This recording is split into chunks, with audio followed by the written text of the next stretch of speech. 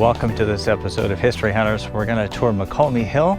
It was one of the county seats of Calaveras County way back, and this town owes its roots to the California Gold Rush. We're talking early 1850s, if not earlier.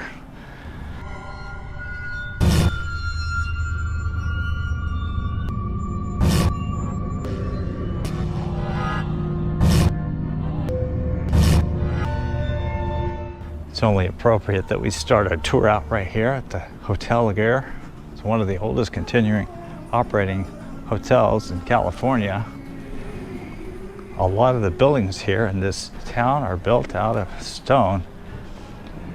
This plaque indicates that this was the courthouse as well as the Lode Hotel. A portion of the building served as the county courthouse from 1852 to 1866 when the county seat was removed to San Andreas.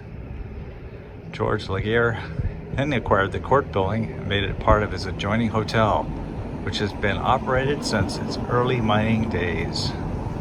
It was known as the Grand Hotel in 1874 when fire damaged it and destroyed its dance hall. It was restored in 1879.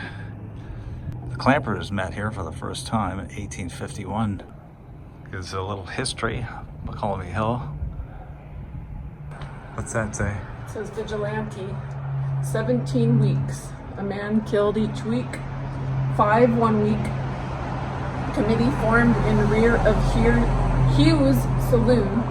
G.H. Campbell, saloon keeper, appointed county judge by governor, was vigilante chairman, gave color of law.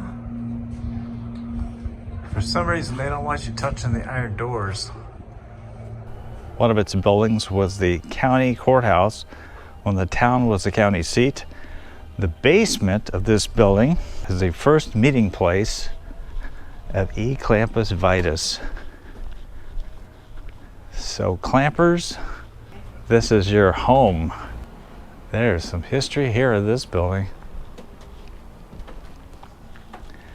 This is quite possibly the courthouse building right here. And this is interesting. On this site, 1897, nothing happened here. Cellar doors. Yeah. We stumbled upon this vacant lot here between all these buildings. But there used to be a building here, as you can tell by that wall right there. It's way down there. Over on the wall of this store is a sign that quotes the Daily Alta California newspaper of November 1853 that notes the population consists of a sprinkling of all nations. Americans consist of 1/5, French and Chinese 3/5, the others 1/5 filled with a foreign medley. It's apparent that we are in the Chinese area of Mokelumne Hill. There's a little Chinese guy here. Mentions that it's China Gulch. Here on this side of town, it talks about historic Chinatown lots do not disturb. Curious what's on the other side here.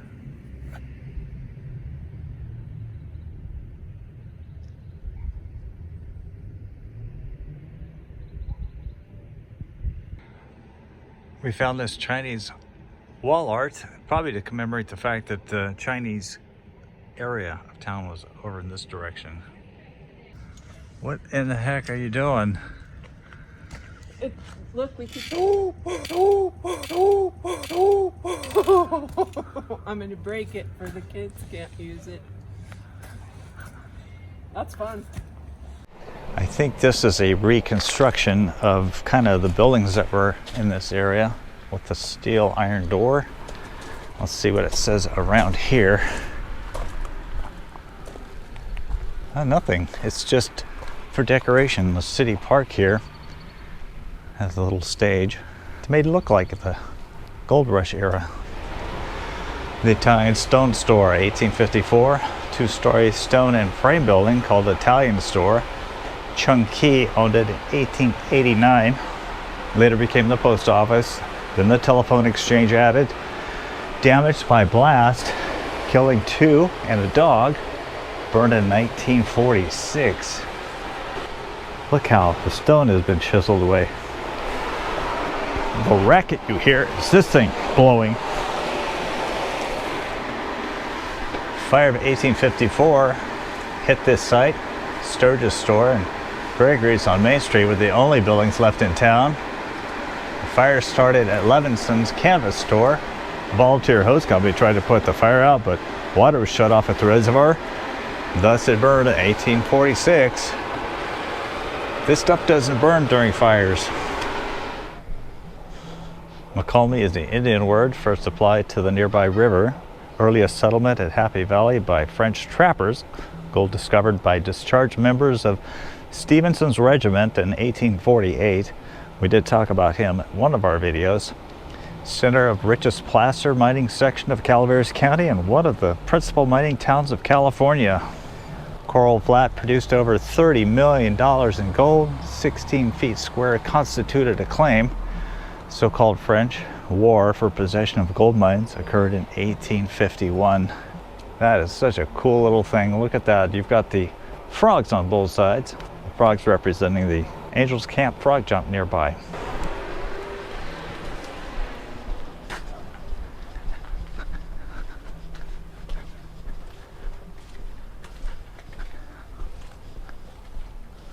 Check out all that stone. That's pretty cool. This is probably the grandest building here in town. It's the Oddfellows Hall. It is said to be the first three-story building built in California outside of the coastal communities. It's all made of stone.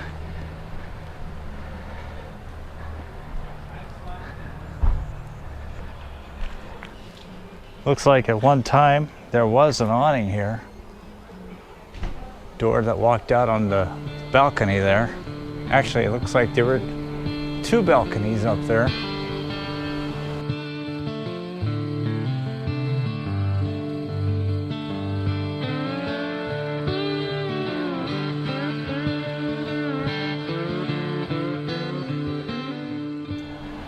But check it out. Stone, chiseled, a local quarry, and these grand metal iron doors, I should say. They prevented fire and they prevented people from breaking in to steal things. This is the secret so this is the secret entrance of the Buffalo Society World Headquarters. We don't know what this is, but this is the secret entrance. It says it's the Buffalo Society. How do you not know what it is? Buffalo Oh, Society. it says Horny Buffalo. It says Horny Buffalo Society, secret entrance. Do we need to know that buffaloes are horny? And that they have a society to meet? Creepy. Looks like an old blacksmith shop here. More aptly, probably an auto garage at one time. Wells Fargo office appears in the 1855 lithograph as Levinson's store. Dr. A.H. Horechner drugstore in 1862. Leased by Wells Fargo in 1865. Upholstery shop in 1890. And Frank Peake's auto garage in 1920. Imagine there's a lot of Model A's that were fixed here over the years. Again, another stone building. I am fairly certain that this phone booth does not belong here because on the top, it looks like the British Royal Crown. That's got to be from England.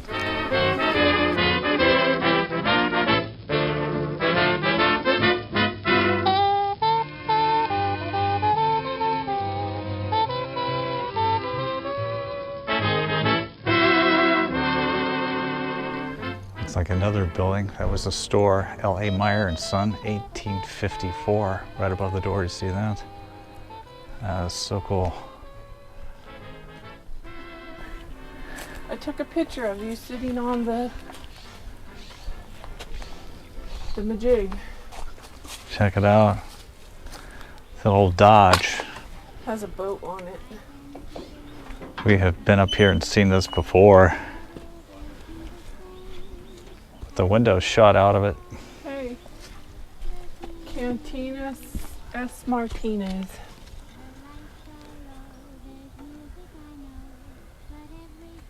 Carpenter's Ice. Man, that thing froze up a long time ago. Look at that. Simple gauges.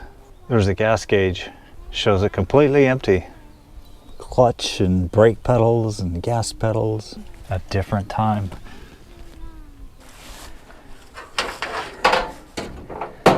Let's take a look under the hood. Yeah, it's there. It's probably all froze up. Look at this. You're gonna change the... Oh, that's froze. Want to buy it? No. What do you do with it? Look. There's another old car back there. Yep. Look But at you the can see it better from the other side. old Chevy. Not that one. One further back. Sturgis Costa store. Built in 1854. H.M. Sturgis, 1856. El Costa, 1878. Used as a shoe store. Jacobs Ran merchandise store, 1888. G. Costa warehouse in 1900. Remodeled as a home in 1930. Again, it looks like most all the buildings up here are made out of stone that was chiseled, probably from a local quarry. And look at this one. I got a little cellar down there with the old iron doors. So no visit to Mokelumne Hill would be complete unless I talked to about that building right there, the Baldwin Hotel, or what was now a private home, but it was the Baldwin Hotel at one time. It's the corner of Center and Clark Streets.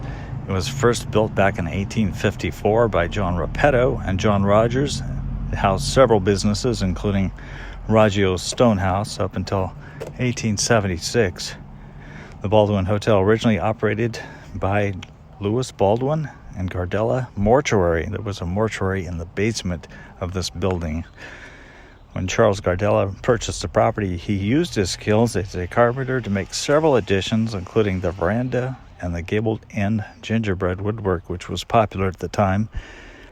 Gardella immigrated to the United States from Italy in 1861. He eventually settled here in Mokelumne Hill and Calaveras County. So a James W. Porteous was shot to death inside a room of this Baldwin Hotel on March 25th, 1903. He was a 25-year-old foreman at the What Cheer mine. He had been drinking and gambling during Tuesday night, and when he returned to the room, he told his wife he wanted to shoot out the electric light outside. She told him if he must shoot to go outside, he either went out of the room and shot himself in the hallway, or he shot himself outside here. The original headlines in the newspapers were, "Kills himself while intoxicated and went outside and shot himself." An inquest was held and determined that Porteous was so intoxicated when he stepped out, it's very likely he did shoot himself on accident, fatally injuring himself.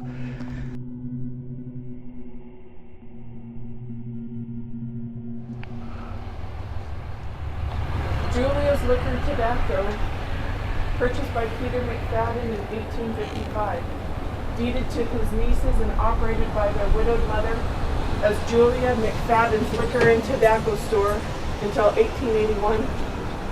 In 1911, known as Mere Stone Salon, Sky Eyes Indian Arts Outfitters. What's a revival shop? Oh, antique stuff? Probably. Yeah, look. Hey, cool. It's an old toy, what is it supposed to be, like a little tractor? You can ride it like a bike. Repurposed store? Revival store.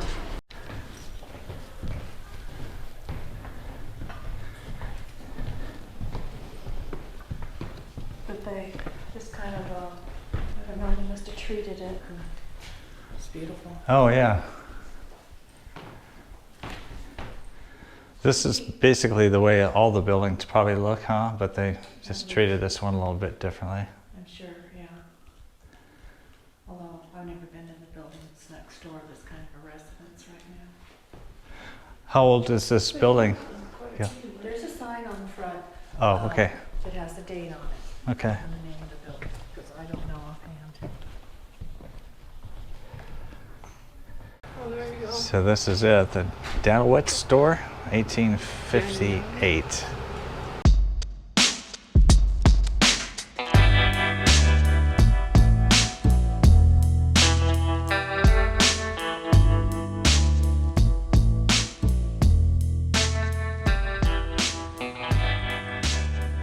So we've made our way to the Mokelumne Hill Cemetery, Protestant cemetery. We're going to try to find some of the people that I talked about back in town.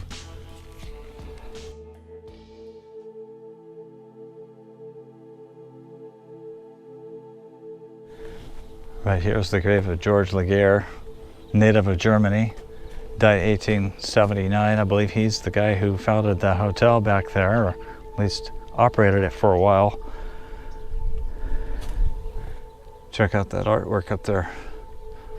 Jacob Furrer, born in Switzerland, 1815. Dead Mokelumne Hill, 1886. Now this grand memorial here to the memory of William Beals, 34 years old, from Fairfield, Vermont, caught my eye because it says here that his death was caused by burns received by the destruction of the Baldwin Hotel in San Joaquin County by fire. That fire happened so long ago that hardly anybody knows anything about it. Now, if any of you are from Providence, Kentucky, this is one of your native sons, Peter Parker, 1830 to 1853. Came out to California for new life and found death instead. And one of the most important people to come out of Mokelumne Hill is buried in this Irvine plot. However, you won't find any marker for her. Her name was Edith Irvine. If you've ever studied the San Francisco earthquake and seen any of the photos of the destruction, chances are that many of them came from Edith's camera. She would happen to be in the right place at the right time with the right equipment to photograph that historic event in San Francisco. The amazing destruction that she was able to capture remain classics today. Somewhere underneath all this shattered concrete are her remains. This is Robert. That's her brother, I think. She was born in Sheep Ranch nearby. She was known to exhibit tomboy tendencies, which characterized her flamboyant personality for the remainder of her life. Her family was well off, allowing Edith to pursue some interest in photography. She attended high school in Oakland and earned a teacher's certificate in 1900 by the Calaveras Board of Education. Now, around this time, a consortium of partners, incorporated as Standard Electric Company of California, later to become PG&E, or Pacific Gas and Electric, among their ventures was the Electro Powerhouse, located on the Mokelumne River, the first hydroelectric powerhouse in California. When the project was constructed over 4 years, from 1898 to 1902, Edith and her friend Frank were hired to photograph the process. She traveled to Yosemite quite a bit to photograph many of the famous landmarks. Despite her photography, Irvine pursued a teaching career. She traveled to San Francisco often and was traveling down the Sacramento River from Stockton on a steam packet on the morning of April 18, 1906, when the San Francisco earthquake shook the entire Pacific coast. She was one of the first people in place with a camera to photograph the damage in San Francisco, and many of her photographs are classic photos documenting the destruction in San Francisco.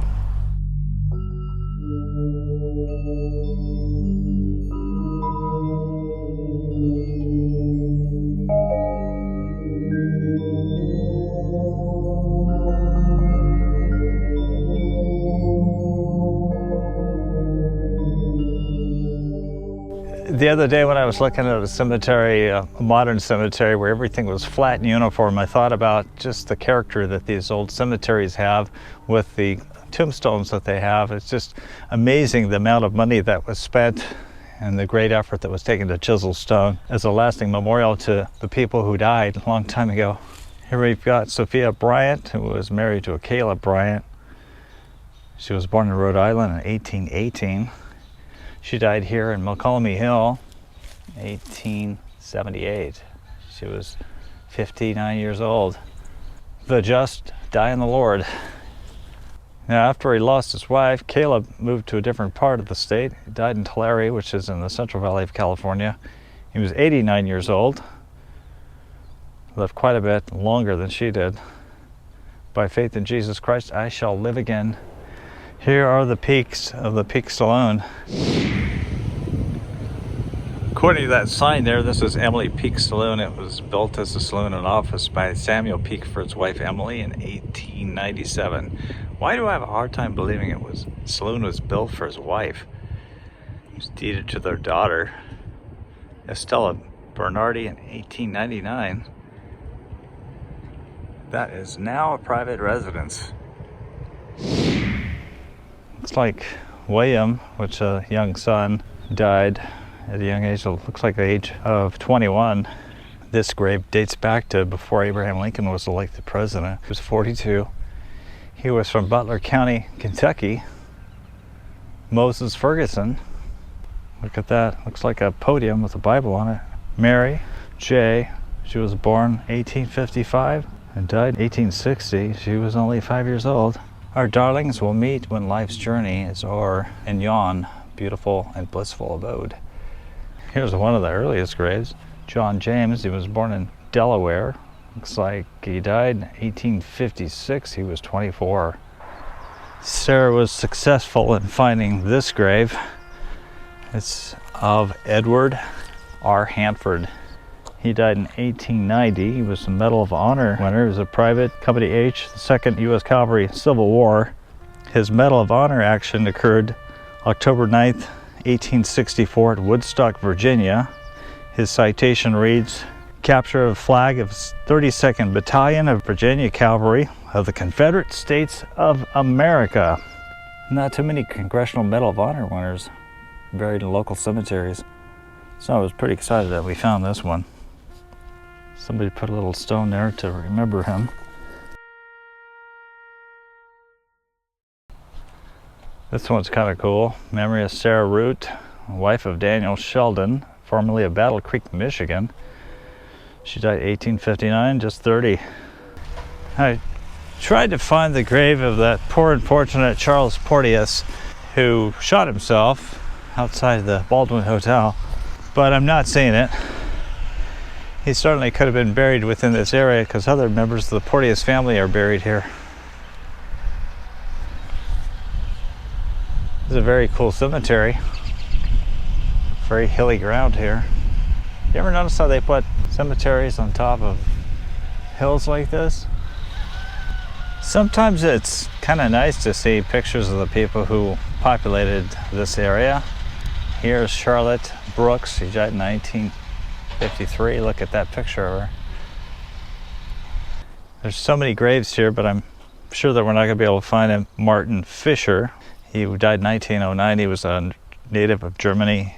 In 1853, his family were part of the Tuolumne County pioneers who immigrated to Tuolumne County through the Sonora Pass by means of the Walker River Trail.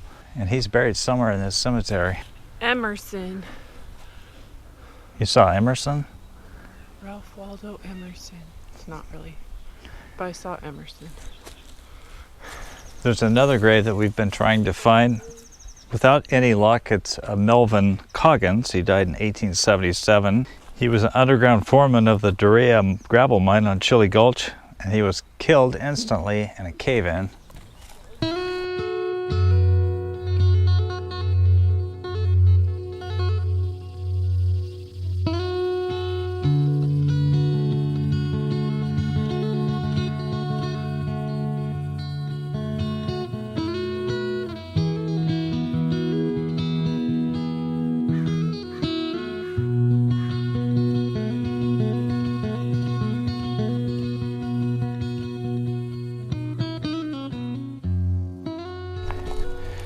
I thought this was kind of cool. Ederholt, Harry, and Effie. That could be like anybody's grandparents. That little portrait there looks very cool. Together forever. Thought this was interesting. Willie buried here. Says, I am well, dear parents. Interesting comfort. From the cemetery in Mokelumne Hill, I want to thank you for joining us on this episode of History Hunters. We hope that you enjoyed learning a little bit more about this somewhat obscure but very historical town in Central California. We also invite you to join us on future episodes of History Hunters by subscribing, maybe hitting the notification bell. We'd also love it if you gave us a comment, give us your feedback as to what you liked or maybe what you didn't like about this episode. Also give us a thumbs up. Thank you so much.